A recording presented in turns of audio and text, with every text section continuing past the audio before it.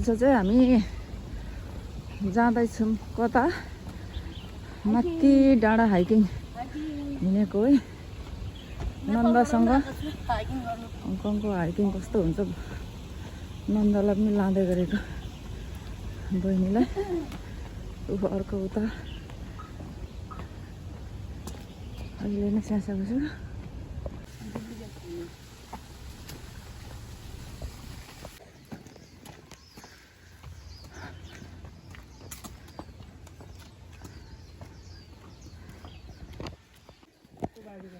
पहिला खाथ्यो अनि अहिले कहाँ हुन्छ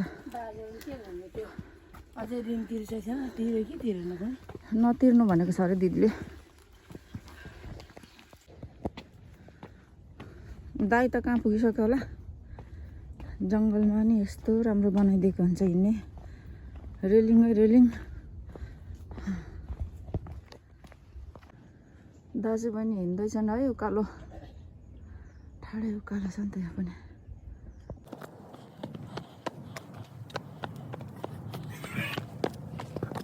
बाटो होइन यहाँ अहिले रोड निस्किन्छ अनि त्यसपछि निडल पिक उकालो लाग्नुपर्छ फेरि रोडदेखि हिँडेर जङ्गलै जङ्गल अब सिँढीको बाटो सक्यो अहिले यहाँ बदल छ नि कति छ बदलहरू छ क्या भाइ साथी हो के गर्नु हङकङमा दाजुहरूसँग मजाले हाइकिङ जानु पाएको छु खुसी लागेको छ मलाई पसिना पनि बग्दैछ बाँदर पनि हुन्छ यतातिर त कतेलहरू पुरा भेट्दैछु जङ्सनमा आइपुग्यो है वेलकम टु सिङमुन कन्ट्री पार्क यहाँदेखि उता त सिङमुन कन्ट्री पार्क टोइलेट उ त्यो हो यहाँसम्म पुग्छ यो बाटो टोइलेट जानु यहाँ छ टोइलेट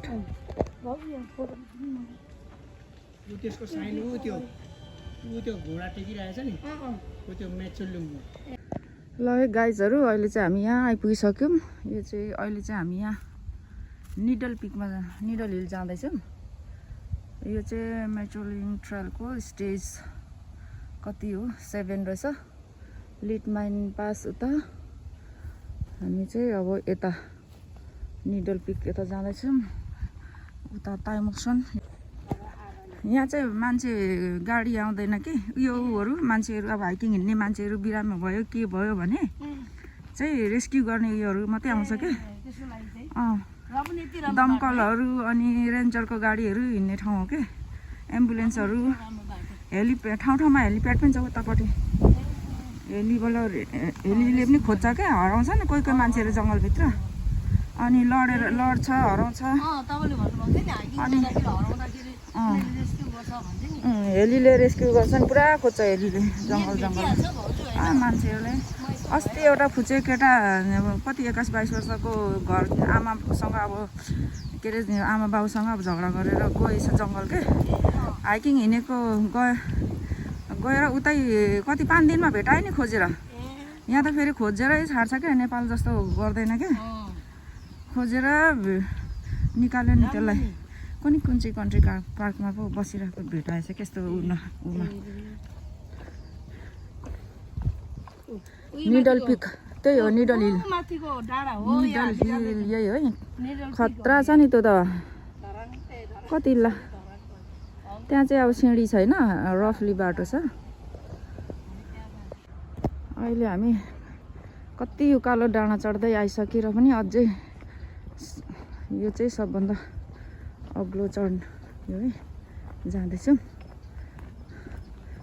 खतरा छ यहाँको चाहिँ बाटो हेर्नु नि कस्तो सानो बाटो देखिरहेको छ यहाँबाट यति टाढाबाट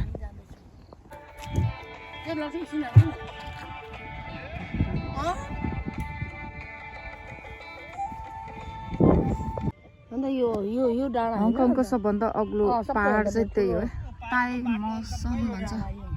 हामी त यो डाँडा सबै हिँडिसकेको नि हिँडेर ताइमोसन अग्लो भन्नु न अग्लो डाँडा यहाँ चाहिँ उयो छ कि रेड उयोहरू राखेको छ टावरहरू छ ल हाउस जम्मै अप्ठ्यारो बाटो छ यो त फेरि माथि टुप्पा पुगेर फेरि राउन्ड भ्यू चुनवान सहर पनि देख्छ यहाँबाट यता चाहिँ चुनवान हो ऊ तर आज वेदर धुम्मेको छ क्या उहाँ मुनि वाटर ड्याम छ दामी देख्छ कि भ्यू घुमाउरो बाटो कस्तो ओह्रालो छ हेर्नु कालो त्यसपछि उकालो लाग्ने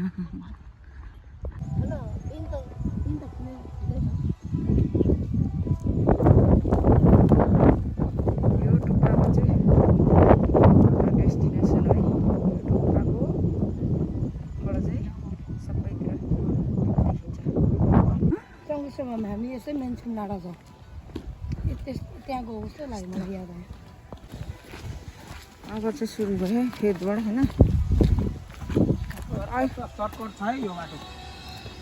अब चाहिँ यहाँ चाहिँ रफ छ बाटो त्यति उ छैन सुरु भयो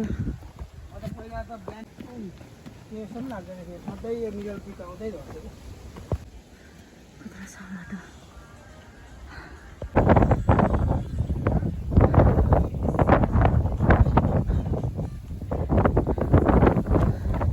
यति चढ्यो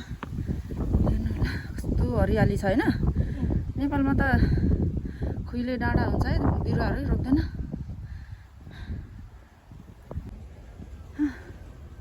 ऊ त्यस्तो लट्ठी टेकेर आउनुपर्छ मोटी आउँदैछ अझै छ निकै पुरा सिँढी बनाइदिएछ नि त अहिले त अहिले पानीले बगाइहाल्छ धेरै भिरालो छ नि हो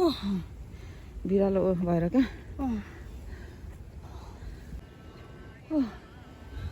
ठाडै उकालो हेर्नु न ठाडै उकालो होइन बाँदर लड्ने भिड हो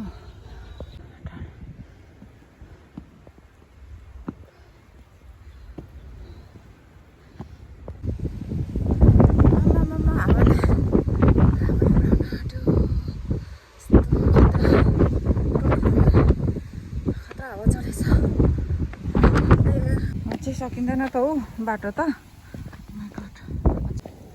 अझै छ होइन के भन्ज्याङ हो एउटा डाँडा अब अर्को टुप्पा पुग्नु बाँकी छ क्या कस्तो डरलाग्दो देखेको यता त हिँच्यो भएको मुटु क्या होइन त्यो त ऊ ताइवाई साथिन हाम्रो चाहिँ उता छ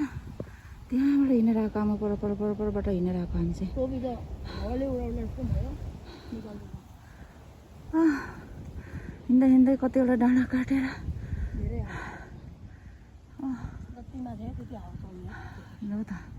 ताइमसँग झन् उसेले कस्तो गर्छ सुसु आउँछ त्यो डाँडाहरू जाउँ अब ऊ वाटर ड्याम हेर्नु कत्रो छ नि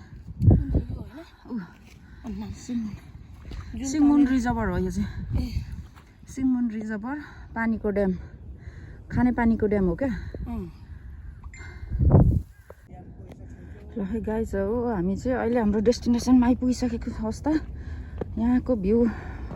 सराउन्डिङ हेर्नु होला कस्तो छ यस्तो माथि आइपुग्यो हामी यतापट्टि चुनवान हो यहाँ चुनवान रिजर्भर वाटर रिजर्भर है पानी त यस्तो ड्यामहरू बनाएको नि थियो पुरै कति धेरै छ होइन यो त धराने जनताहरूलाई पुरै पुग्थ्यो नि खानुलाई यो सबै डाँडा काँडाको यो पानीहरू उ भएको के जमाएको हो कि यिनीहरू यो चाहिँ यसो ड्याम बनाएको हो क्या यो पुरै खनेर नेपालमा त अब यस्तो खोइ खोलै भेट्दैन यहाँ त त्यस्तो ठुलो नेपालको जस्तो खोलै छैन यहाँ रसेको पानीहरू हो क्या परेको पानीहरू जम्मा भएको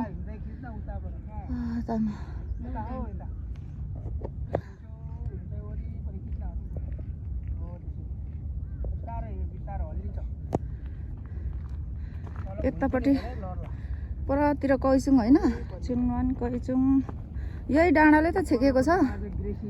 पारी अनि टनेलहरूबाट चाहिँ हामी छिटो पुग्छ कि त्यही भएर नेपाल जस्तो होइन हेर्नु ताइवाई है ऊ भाइको स्कुल पहिला यहीँ पढ्थ्यो भाइ, यता 7 दिन। अनि हाम्रो चाहिँ परबाट हिँडेर आएको हामी चाहिँ, धेरै टाढो छ, 2 घन्टा लाग्यो यहाँ आइपुग्नुलाई, उकालै उकालो। ल यो पिल्लरमा, यो पिल्लर हाइटको निडल हिल। यो चाहिँ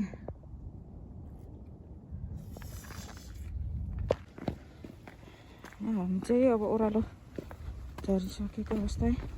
अब चाहिँ घरतिर लागियो।